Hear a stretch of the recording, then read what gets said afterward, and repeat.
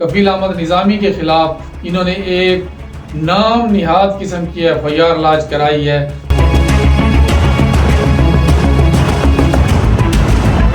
انشاءاللہ تعالی ہم اس FIR کے خلاف ہر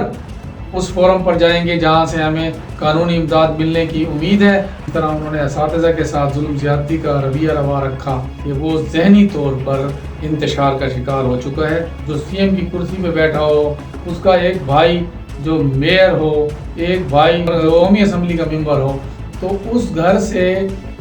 آپ کیسا اندازہ لگا سکتے ہیں کہ وہ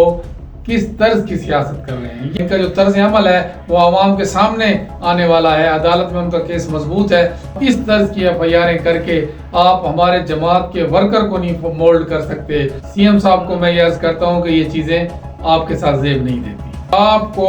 عوام کے ووٹ سے یہ جگہ نہیں ملی۔ ہمارے قائد ہمیں آج یہ سبق دیتے ہیں کہ میں کسی ایسے شخص کے خلاف سیاست نہیں کر سکتا کہ اس کے ہاتھ ہتھکڑیوں میں بندھے ہوئے ہوں۔ آپ غیر قانونی اور پریشر کے حربے استعمال کرنے جا رہے ہیں۔ آج یہ پریس ٹاک کرنے کا مقصد یہی ہے کہ میں کچھ عرصے سے مسلسل صوبہ خیبر پختونخوا کے CM کے حوالے سے لوگوں کے سامنے DI خان اور خوب پورے کے پورے خیبر پختونخوا کے حوالے سے ان کی کارکردگی، ان کی ورکروں کے ساتھ دھوکہ دہی اور دیگر معاملات پر مسلسل گفتگو کر رہا تھا۔ اور وہ خود اپنے اندر میں جو بے چینی رکھتے ہیں، جو اپنے صوبے کے اندر لوگوں کو امن امان کی سہولتیں فراہم نہیں کر پا رہے، اپنے صوبے کے اندر لوگوں کو روزگار مہیا نہیں کر پا رہے، ترقیاتی منصوبے نہیں شروع کر پا رہے، اور جس طرح انہوں نے اساتذہ کے ساتھ ظلم زیادتی کا رویہ روا رکھا اور ان کے اوپر لاٹھی چارج کیا، یہ سب کے سب سینیریو یہ پیش کر رہے ہیں کہ وہ ذہنی طور پر انتشار کا شکار ہو چکا ہے۔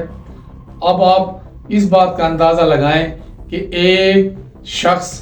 جو CM کی کرسی پہ بیٹھا ہو، اس کا ایک بھائی جو میئر ہو، ایک بھائی قومی اسمبلی کا ممبر ہو، تو اس گھر سے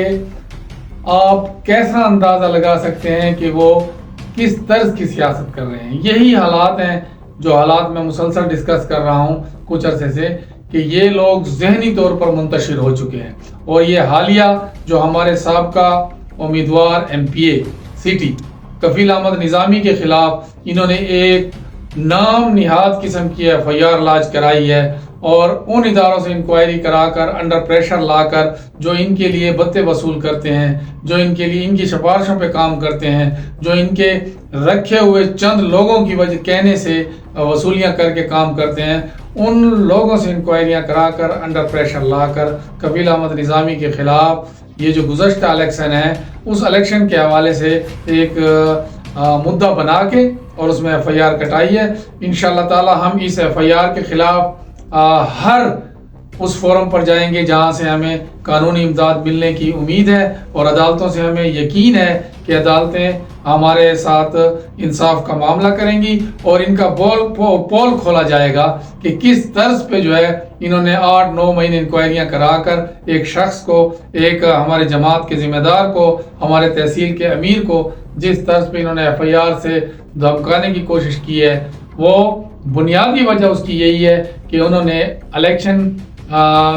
پٹیشن ان کے خلاف دائر کی ہوئی ہے، اور ان کی یہ چیزیں ایک بونڈا ان کا جو وہ ہے، ان کا جو طرز عمل ہے وہ عوام کے سامنے آنے والا ہے، عدالت میں ان کا کیس مضبوط ہے۔ پہلے بھی ان پر مختلف اداروں سے، مختلف لوگوں سے بڑا پریشر ڈلایا گیا تھا، لیکن وہ ثابت قدمی کے ساتھ الیکشن کمیشن میں الیکشن پٹیشن کے ساتھ ٹھہرے ہوئے ہیں۔ اب اس طرز کی FIR کر کے آپ ہمارے جماعت کے ورکر کو نہیں مولڈ کر سکتے، ہمارے جماعتی نظریاتی ورکر کو نہیں توڑ سکتے۔ کفیل احمد نظامی تو ہمارے سٹی کے MPA کے امیدوار رہے ہیں، انشاءاللہ تعالی وہ ثابت قدم ہوگا، اور اس کے ساتھ جمعیت علماء اسلام کا سارا ورکر اس کے ساتھ شانہ بشانہ ٹھہرے گا۔ اور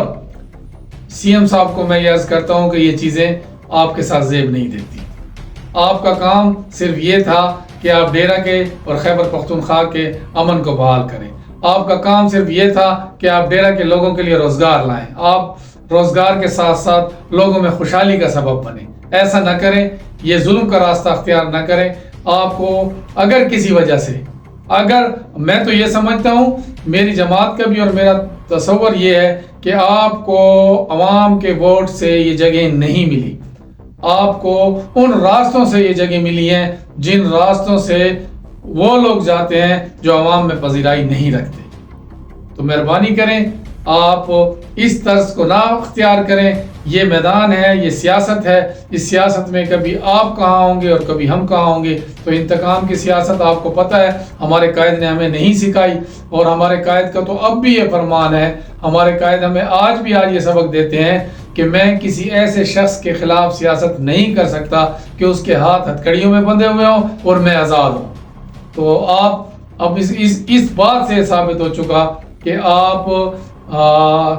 وائلنس کا راستہ اختیار کرنے جا رہے ہیں، آپ غیر قانونی اور پریشر کے حربے استعمال کرنے جا رہے ہیں۔ تو انشاءاللہ تعالی عوام آپ کا محاسبہ الیکشن میں بھی کرے گی، اور جمعیت کا کارکن آپ کی اس قسم کی اوچھے ہتھ گنڈوں کے خلاف، اس قسم کی اوچھی حرکتوں کے خلاف انشاءاللہ تعالی ڈٹ کر مقابلہ کرے گی۔